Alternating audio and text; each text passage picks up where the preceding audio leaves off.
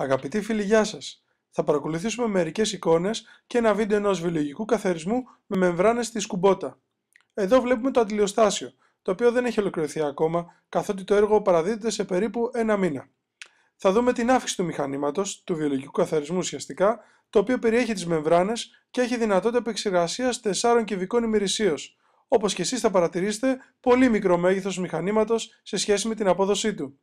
Το μηχανοστάσιό μας, μηχανολογικές ηλεκτρικές εγκαταστάσεις, αντλεί αναρρόφησης φυσιτήρας. Το μηχάνημα στην τελική του θέση, στη συγκεκριμένη περίπτωση υπέργεια και σε εσωτερικό χώρο, μπορεί να τοποθετηθεί υπόγεια, σε σκάμα, εξωτερικά και γενικότερα ανάλογα με τις εκάστοτε απαιτήσεις. Και στη συνέχεια το βίντεο από την αρχική δοκιμαστική λειτουργία του μηχανήματος με καθαρό νερό, προκειμένου να γίνουν οι τελικοί έλεγχοι και να παραδοθεί σε πλήρη λειτουργία στους πελάτες μας. Σε επόμενα βίντεο θα ακολουθήσει η κανονική λειτουργία του μηχανήματος. Ευχαριστούμε πολύ!